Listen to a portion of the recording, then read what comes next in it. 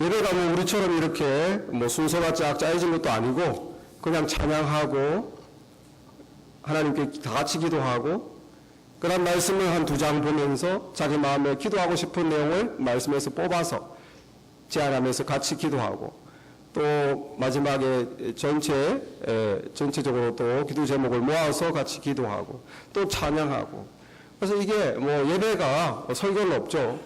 그러나 기도회인 것 같기도 하고 무슨 찬양만 계속 하는 것 같기도 하고 하여간 이 새벽 이슬 같은 주의 청년이 주님을 바란다고 그랬는데 이 저희 집 지하에서 이 수요일 목요일 아침에 그렇게 젊은 청년들이 마음으로부터 찬양하고 예배하니까 집이 홀리해지는 것 같아요. 너무 정말 아침부터 은혜 받고 좋았습니다. 여러분 우리 성도들 그리스도인 하나님의 자녀 한마디로 말하면 예배하는 사람입니다. 예배. 왜 하나님을 예배해야 되는가? 왜 우리가 예수님을 예배해야 되는가? 어떤 사람은 하나님이 명령하셨으니까. 또 예배를 잘 지키면 복을 주시니까. 또 예배를 많이 소홀히 하면 벌 주시니까. 또 어떤 사람은 예배를 통해서 내가 은혜 받기 위해서. 다양한 이유가 있어요. 왜 예배하는가? 여러분 왜 예배하십니까? 버릇이 됐어요. 왜 예배합니까? 또 우리는 어떻게 예배하는 것이 옳은? 전통적으로 한국에 가면 그냥 숨소리도 못 낼 정도로 다 이게 예배 순서 저희 교회는 얼마나 간략합니까? 이게 한 2배 정도 되는 거 순서대로 다 가는데 다들 그냥 수백 명이 모여도 숨소리도 못 낼 정도로 숨 막히는 전통적인 거룩한 예배도 있어요. 우리 같이 막 이렇게 자유롭고 저쪽에서 비난할 때는 시끄럽고 이런 예배도 있어요. 어떻게 예배하는 게 옳습니까? 교회에서만 해야 됩니까? 예배에 대해서 오늘 본문에 보니까 이 사마리아 여자가 예수님한테 말합니다. 사실 사마리아 여자의 부끄러운 과거를 예수님이 들추니까 남자 6이랑 살았고 지금 있는 남자도 결혼한 남자가 아니고 막 예수님이 자꾸 이러니까 여자가 화제를 바꿨어요. 내가 보니 당신이 선지자 같은데 우리 조상들은 이 산에서 예배했는데 당신들의 말은 예배할 곳이 예루살렘에 있다 하더이다. 이게 무슨 말이냐면 원래 하나님께서는 말씀으로 예루살렘 성전에서 예배하게 돼 있었어요.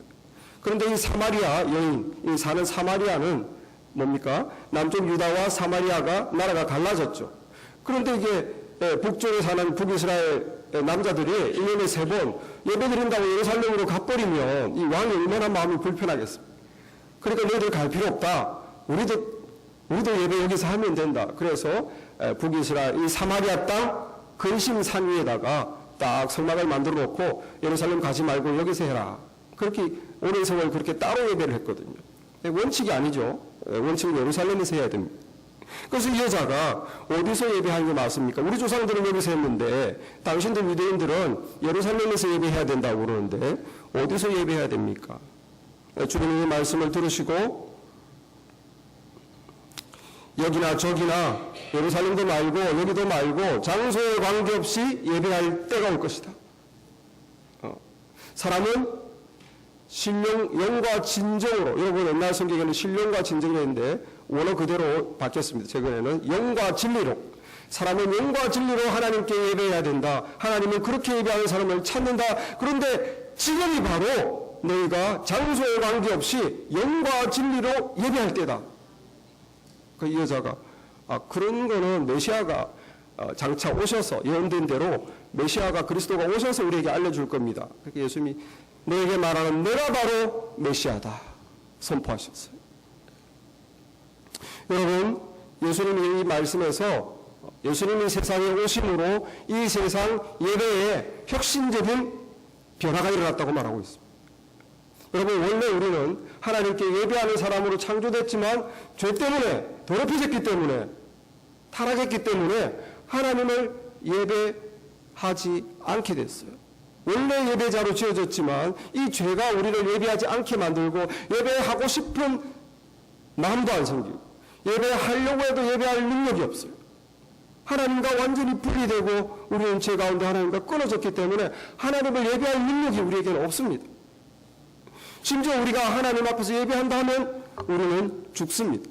왜? 우리는 죄가 있기 때문에 하나님과 같이 하나님의 임재에 죄인이 들어갈 수가 없어요. 그래서 죄인인 우리가 하나님 임재 안에서 예배하면 다 죽어요. 하나님을 예배할 수가 없게 된 거예요. 그래서 어떻게 했습니까? 하나님께서 모세에게 율법을 통해서 하나님께 나올 수 있는 방법을 알려줬어요. 그게 뭡니까? 그 잔인한 짐승제사. 사람이 죄를 지으며 하나님께 잘못한 게 있으면 양이나 부자들은 소, 가난하면 비둘기, 양을 데리고 와서 그 성막 안에 들어갑니다. 그리고 그 양에게 손을 얹고 자기 죄를 다 뒤집어 씌워요. 그리고는 그 레위인이 그 불쌍한 죄 없는 짐승을 죽입니다. 그리고 그 시체는 바깥에 번제단에서 불로 홀라당 태워버리고 그 죽일 때 나온 피는 받아서 성소 안으로 들어가는. 그런데 우리는 인간은 죄가 있기 때문에 하나님께 성소 안으로 못 들어가는 거죠. 누가 들어갑니까? 제사장이 대신 들어갑니다. 제사장이 피를 가지고 들어가서 그 앞에 향단, 성소 안에 그 맨 끝에 있는 향단에 피를 바르면서 뿌리면서 저 사람의 죄를 용서해 주세요. 그 한 칸 너머에는 성소와 지성소가 커튼으로 가려져 있는데 그 지성소에는 뭐가 있습니까? 법궤가 있어요. 하나님께서 내가 그 법궤 위에 임하겠다. 다시 말해서 지성소는 하나님이 계신 곳이. 그리고 제사장들은 성소까지만 가서 피를 뿌리면서 피의 생명이 있으니 피 흘림이 없이는 제사함이 없다. 저 사람의 죄를 용서하면서 용서해달라고 하면서 짐승의 피를 뿌리는 거. 얼마나 예배가 격악스럽습니까? 지저분합니까? 이 하나님이 만드신 예배. 왜? 우리는 하나님께 갈 수 없기 때문에. 죄의 값은 죽음이라는 걸 알려주시는 예배. 이 예배는 사람이 직접 하나님께 갈 수 없어요. 제사장이 대신 들어갑니다. 그리고 예배에 노래도 없고 찬양도 없고 기쁨도 없고 뭐만 했습니까? 피와 회개하는 마음만 했어요. 여호와 하나님, 내가 또 이런 죄를 지었습니다. 이게 원래 예배였어요.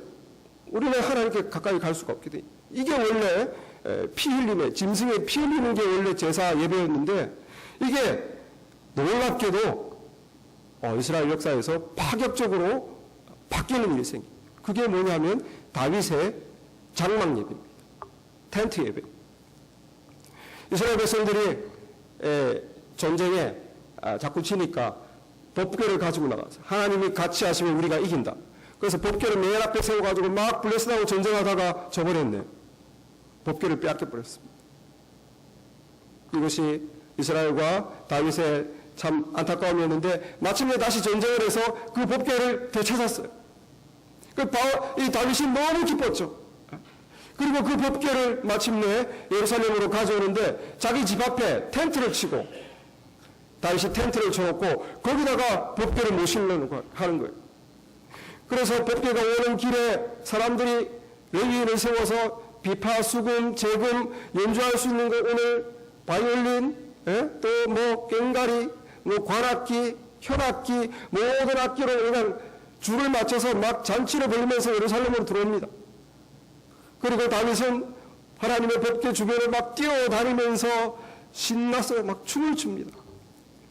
법궤, 하나님이 우리와 함께 하신다. 하나님이 이제 다시 들어오신다. 하나님이 나와 함께 있다. 이 막 다윗이 기뻐가지고 법궤를 되찾았으니까. 그것도 자기 집 앞에 텐트를 쳐놓고 거기 모시려고 하니까 이게 다윗이 막 흥분한 거죠. 원래 지성소에 거의 보관되어 있어야 되는데 그거를 자기 마음대로 텐트에다 모셔.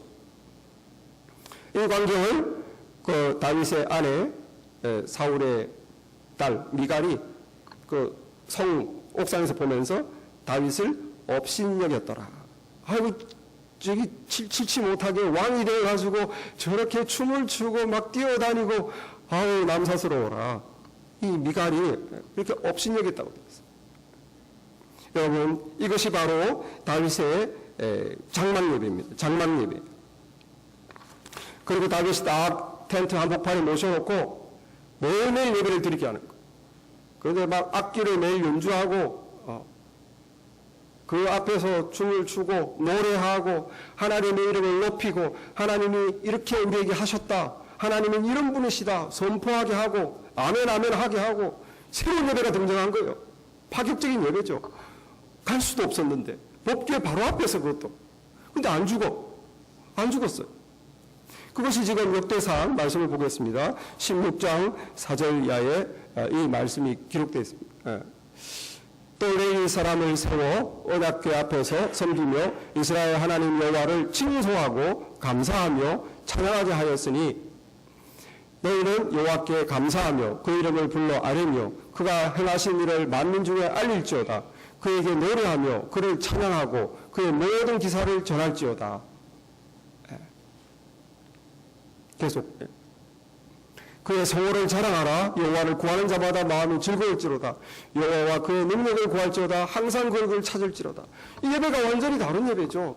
하나님의 얼굴을 구해라. 하나님께 마음을 드려라. 하나님의 이름을 높여라. 악기를 울려라. 노래를 불러라. 춤을 추어라. 그 이름을 선포하라. 이게 날마다 이런 예배를 드리라는 거.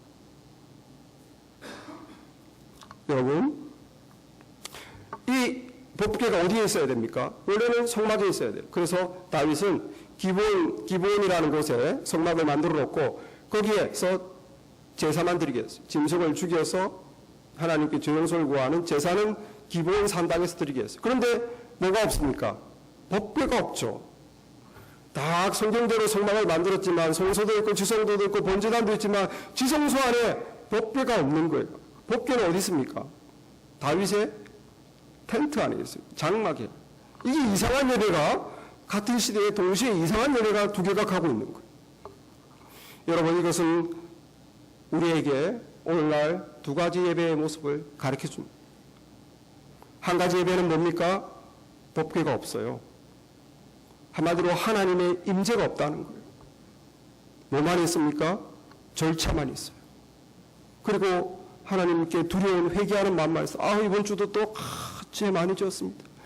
예배를 통해서 죄 용서해 주시옵소서. 회개밖에 없어요. 그리고 자기가 하나님께 나아가지 않고 여기 강백상에서 목사님이 하는 거 보고 찬양팀이 하는 거 보고 멀리서 보기만 할 뿐이에요. 그래서 요즘 예배 보러 간다 이런 말 쓰시면 안 돼요. 이 기본 산당의 예배가 그랬다는 거예요. 하나님은 없고 절차만 있고 그리고 제사장이 하는 거 들어가지는 못하고 멀리서 보고 하나님과 나는 거리가 멀고 그리고 죄책감만 있는 예배, 짐승을 죽여서 찝찝한 예배, 죽은 예배. 오늘도 여러분 많은 사람들이 예배를 드리지만 하나님이 없는 예배가 있습니다. 죽은 예배예요. 그냥 순서대로 할 뿐이에요. 언제 끝나나? 앞에 이제 목사님이 섰네. 찬양팀이 섰네. 이제는 기도하네. 하나님과 나는 멉니다. 나는 그저 볼 뿐이에요. 멀리서. 여러분, 이런 죽은 예배에 우리 교회에서는 이런 죽은 예배를 드리시는 분이 아무도 없기를 바랍니다. 바랍니다. 다윗의 장막 예배는 뭡니까? 사람이 감히 죄인이 하나님께 가면 죽는데 법궤 바로 앞에서 춤을 추는 예배예요. 무슨 말입니까? 제사는 없지만 하나님의 임재가 있습니다. 법궤가 있다는 거예요. 하나님이 같이 하시고 거기서 감사와 찬양과 하나님 일주일 동안 죄 지었습니다 용서해주세요. 거기서 끝나는 게 아니라 그거를 넘어서 하나님 일주일 동안 나와 함께 해주셔서 감사합니다. 하나님이 이번에 이걸 경험하게 해주셔서 감사합니다. 이번 주에 이런 기도문화를 주셔서 감사합니다. 하나님 안에서 내가 세상을 이기고 이번 주에 정말 주님 기쁘게 살게 도와주셔서 감사합니다.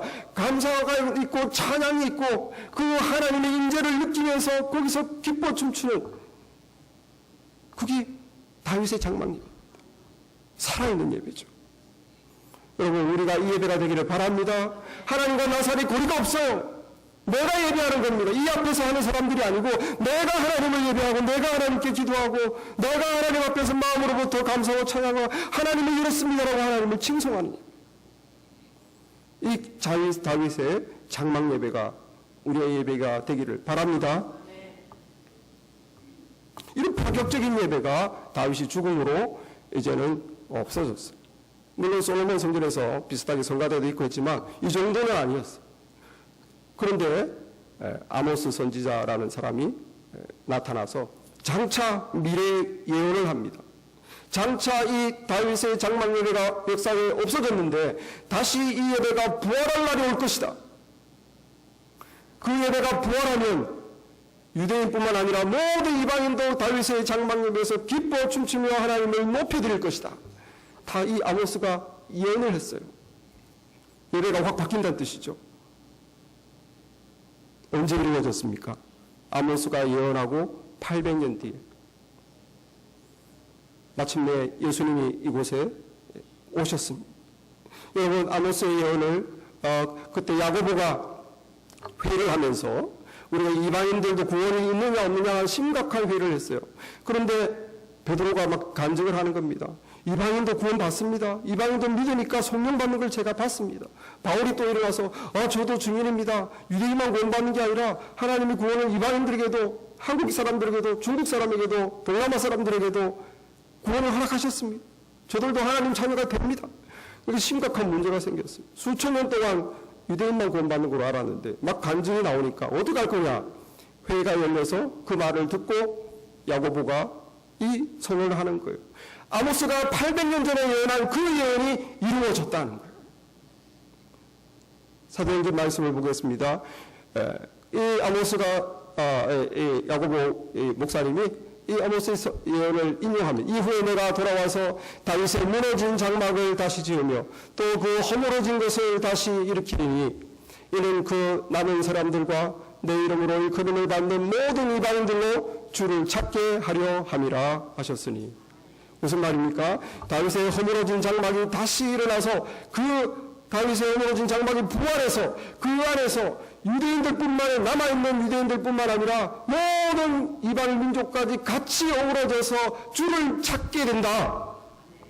이 역사에 더 이상 짐승을 죽이는 예배는 없어지고 다윗의 장막 예배가 부활한다. 그런데 야고보가 뭔 말입니까? 이게 이제 이루어졌다는 거예요. 이방인들이 구원받는 걸 보고 지금 예수님이 지금 그 말씀을 하시는 것입니다. 여기 저기 장소가 문제가 아니다. 하나님은 영과 진리로 예배하는 자를 찾는데 바로 지금이다. Right now. 왜냐하면 내가 메시아로 이 세상에 왔기 때문이다. 요즘 이 세상에 와서 지금 그 다윗 장막의 예배가 회복되는 그때가 지금 되었다는. 여러분, 어떻게 하나님의 말씀과 관계없는 우리 이방인, 한국 사람, 동남아 사람, 라틴 사람, 유럽 사람들이 어떻게 이 다윗의 장막 예배에 참여할 수 있을까요? 바로 예수님 때문에. 예수님이 어떻게 다윗의 장막 예배를 부활시키셨습니까? 1500년 동안 해오던 짐승의 제사를 없애고 이제 예수님이 세상에 오므로 다윗의 장막 예배가 부활하게 됐어요. 그것은 시편 40편 6절에 예언이 되어 있는데 이렇게 예언되어 있습니다. 그러므로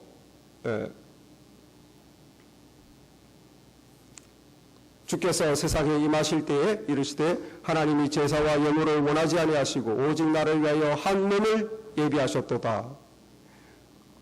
번제와 속죄제는 기뻐하지 아니하시나니 이에 내가 말하기를 하나님이여 보시옵소서 두루마리 책에 나를 가리켜 기록된 것과 같이 하나님의 뜻을 행하러 왔나이다 하셨느니라. 이게 시편에 예언된 예언인데 뭐라고 되어 있습니까? 하나님은 짐승이 죽는 제사, 번제 기뻐하지 않는다. 하나님은 번제와 속죄제 원치도 않는다.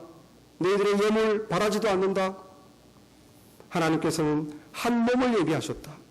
그 한 몸을 통하여 새로운 예배를 기뻐하신다. 그 새로운 예배를 이루기 위해서 하나님의 뜻을 이루기 위해서 내가 왔노라. 이게 시편의 예언입니다. 여러분, 하나님은 짐승을 죽여 피 흘리는 예배를 기뻐하시는 게 아니에요. 왜 그러면 그런 비참한 예배를 하나님이 만드시고 1500년 동안 하게 하셨을까? 그것은 다 상징입니다. 장차 올 예수님에 대한 상징입니다. 그림자입니다. 그래서 히브리서 10장 1절에 율법은 장차 올 좋은 일의 그림자일 뿐이요 참 형상이 아니므로 해마다 드리는 같은 제사로는 나오는 자들을 언제나 온전하게 할 수 없느니라. 여러분, 그 양이 참 형상이 아니라는 거예요. 그림자라는 거예요. 양의 피가 죄를 없애는 게 아니라는 거예요. 실제 참 형상은 뭡니까? 죄 없이 왜 죽은 양, 그 범죄한 사람을 대신해서 죄 없이 죽은 양의 실체는 뭐냐? 예수님이라는 거예요. 예수님이 온 죄인을 대신해서 죽으심으로 장차 올 좋은 일의 그림자다. 장차 올 좋은 일이 뭘까요? 여러분, 우리가 짐승을 아무리 죽이고 내 죄를 이렇게 동탈해도 죄가 없어지는 게 아니에요. 죄책감은 그대로 남아있습니다. 그리고 그 짐승을 죽이는 제사가 나를 거룩하게 만들지 못합니다. 또 죄짓고 똑같은 삶을 살게 되는 거예요. 그 짐승의 피가 아무 힘이 없고 효력도 없어요. 그것은 단지 장차 올 좋은 일에 대한 그림자예요. 장차 올 좋은 일이 뭡니까? 예수님의 피입니다. 할렐루야. 예수님의 피는 우리로 하여금 마음에 있는 모든 죄책감을 완전히 지워버리시고 우리를 죄의 그 속박으로부터 우리를 풀어주십니다. 어떤 죄인이든지 예수님의 보혈을 바라보고 예수님의 희생을 마음으로 영접하고 주님을 영접하며 내 마음의 모든 그 죄책감으로부터 나를 놓아주시는 힘이 있습니다. 뿐만 아니라 다시는 우리가 죄 속에 죄의 고리에 잡혀서 살아가지 않도록 하는 파워가 있습니다. 믿습니까? 예수님의 보혈은 여러분의 삶을 바꿀 수 있는 파워가 있단 말입니다. 더 이상 똑같은 삶을 살지 않게 하는 파워가 있단 말입니다. 우리의 죄를 용서해 줄 뿐만 아니라 하나님의 자녀로 살 수 있게 만들어주는 새로운 삶을 살게 하는 파워가 있단 말입니다. 그러니까 이게 장차 올 좋은 일인 거예요. 여러분, 예수님이 인간과 죄인과 하나님 사이의 유일한 중보자가 되셨습니다. 제사장 중보자도 다 상징이에요. 예수님을 상징하는 겁니다. 제사장이 저 죄지은 사람을 대신해서 짐승의 피로 예배드렸듯이 예수님은 우리 모든 죄인을 대신해서 하나님 아버지 앞에 십자가에 올라가 자기의 피로 자기의 몸으로 대제사장이 되어 모든 죄인을 위해서 예배를 드리셨습니다. 자기 피를 흘리고 자기 생명을 주신 것이. 여러분, 예수님이 몸 찢기심으로 십자가에서 죽으실 때 어떤 일이 일어났습니까? 성소와 지성소를 막고 있던 커튼이 찢어졌어요. 이게 무슨 뜻입니까? 이제 주인이 감히 지성소 하나님이 계신 곳에 들어갈 수 있다는 뜻이에요. 왜? 예수님이 우리 죄값을 받아주셨기 때문에, 예수님이 우리 죄값을 자기의 피로 희생으로 치워주셨기 때문에, 이제 우리는 죄 용서 받았기 때문에 하나님의 자녀로 당당히 담대하게 지성소 안에 들어가 법궤 앞에서 춤추며 안 죽고 하나님을 예배하게 되었다는 뜻입니다. 할렐루야. 우리 하나님 말씀 한 번만 더 보겠습니다. 히브리서 10장. 이 뜻을 따라 예수 그리스도의 몸을 단번에 들이심으로 말미암아 우리가 거룩함을 얻었노라. 그러므로 형제들아, 우리가 예수의 피를 힘입어 성소에 들어갈 담력을 얻었나니 그 길은 우리를 위하여 휘장 가운데 열어놓으신 새로운 살 길이요 휘장은 곧 그의 육체니라. 예수님 육체를 찢으심으로, 예수님이 저와 여러분의 죄값을 다 받으심으로, 하나님의 심판을 담당하심으로 우리가 하나님께 나아갈 새로운 살 길을 열어놓으셨습니다. 할렐루야. 이제 우리는 죄 용서 받은 사람으로 사는 거예요. 죄 용서 받은 하나님의 자녀로.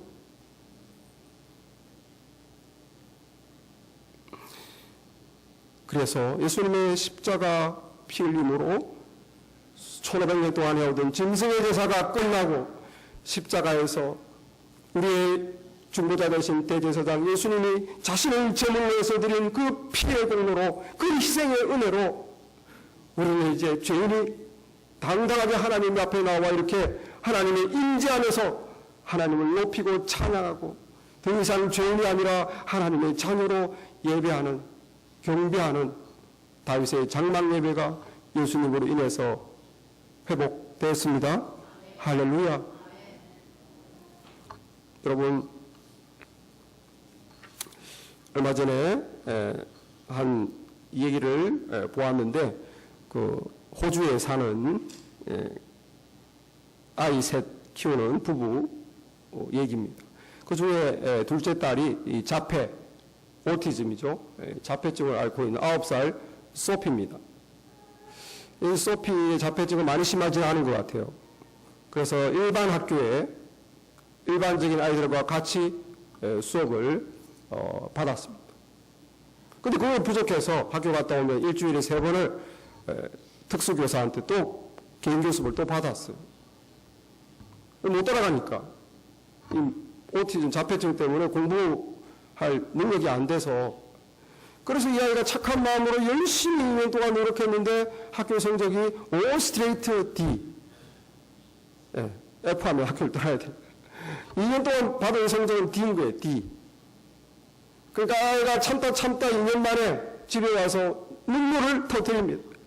아버지, 어머니께 저를 이렇게 응원해 주신데 저는 너무 실망시켜드려서 죄송해요. 나같이 못난 것 계속 실망만 시켜드려서 죄송해요. 우는 거예요. 그 소피의 말을 듣고 그 아빠가 마음이 너무 찢어졌습니다. 안 하는 것도 아니고 하는데 안 나오는데 어떻게. 그래서 이 아빠가 소피를 위해서 성적표를 새로 만들었어요. 자기가 성적표를 새로 만들어서 거기다가 썼습니다. 소피의 성적표. 유머 감각 A. 개를 사랑하는 마음 A. 남자아이들에게 맞서는 용기 A. 상상력 A+. 그리고 최고의 딸 A+. 이 소피의 잘하는 점, 좋은 점을 아빠가 성적을 A로, A+로 매긴, 그리고 마지막으로 너는 나의 최고의 딸이다. A+. 그 성적표를 받아본 소피 너무 감동을 했어요. 자기는 정말 아무것도 못난 존재인 줄 알았는데 자기 아빠가 자기에게 너야말로 나의 최고의 딸이다. A+. 너무 감동을 했어요. 그래서 이 소피가 아빠 성적표를 또 만들었어요. 아빠에게 주는 성적표. 사람을 짜증나게 하는 능력 A. 그렇게 짜증나게 했나 봐. 유머 감각 B. 재미가 없었나 봐. 레슬링 기술 C. 잘 못 놀아주나 봐. 그런데 최근에 트위터 만들어준 거 A+. 인터넷 트위터를 만들어줬대. 그리고 맨 밑에 최고의 아빠 A+. 최고의 아빠. 여러분, 우리는 이 9살 소피처럼, 이 자피아처럼 하나님 앞에 늘 우리는 D 인생. 또 죄짓고, 또 나밖에 모르고, 또 내 마음대로 하다가, 또 잊어버리고 지내다가, 또 뒤늦게 와서 예배 참석해서 또 그렇게 뭘 달라는 건 많은지. D 인생, D. 안 돼, 안 돼. 2년, 20년이 지나도 맨날 D. 이런 죄인 우리에게 하나님은 너는 나의 최고의 아들이다, 최고의 딸이다, 너는 A+다 라고 선포하신 겁니다. 그게 뭡니까? 십자가 예수님을 죽이신 거예요. 예수님을 죽이면서까지, 예수님을 희생하면서까지 너의 죄를 내가 심판하노라. 이제 너는 용서받은 나의 죄인이다. 너는 나의 최고의 아들이다, 최고의 딸이다. 하나님이 우리에게, 우리같이 못난 자들에게, 우리같이 이중적인 자들에게, 우리같이 믿음 약한 자들에게, 넌 그래도 아직 내 눈에 최고의 십자가를 보아라. 예수님 하나님이 모든 걸 희생하시고 우리를 건지셨습니다. 할렐루야. 예배가 뭡니까? 이 하나님의 은혜를 알고, 이 하나님의 사랑을 알고, 예수님의 희생을 알고, 그 하나님께, 예수님께 당신은 우리의 최고의 아빠입니다라고 A+를 외치는 것이 예배입니다. 그 앞에서 춤추고, 그 앞에서 그걸 감사하고, 높이고, 찬양하고, 나 같은 자를 자녀 삼아주시고, 새 생명 주시고, 그리고 동행해 주시고, 구하는 것을 응답해 주시고, 언제나 넘어져도 또 돌아오면 또 받아주시는 그 사랑을 높여드리는 것이, 선포하는 것이, 칭송하고, 감사하고, 찬양하는 것이, 악기를 연주하는 것이 그것이 예배입니다. 그것이 다윗 장막이 회복된 예배. 여러분, 우리가 왜 예배합니까? 하나님이 명령을 했기 때문에 내가 복 받으려고, 벌 받지 않으려고, 은혜 받으려고 아닙니다. 내 중심이 아니라 나는 하나님을 찬양하기 위해서 예배 드리는 거예요. 나는 그 은혜를 감사하기 위해서, 높이기 위해서 예배 드리는 거예요. 여러분, 그 사랑과 은혜에 우리는 하나님 아버지, 어린 양 예수님이 A+라고 외치고 싶기 때문에 예배 드리는 것입니다. 이 하나님의 법궤 앞에서 춤추었던 다윗과 같이 하나님이 너무 좋고 우리 주님이 너무 고마워서 예배드리는 다윗의 장막 예배가 우리 안에 회복되는 그런 은혜가 있기를 바랍니다. 기도하겠습니다.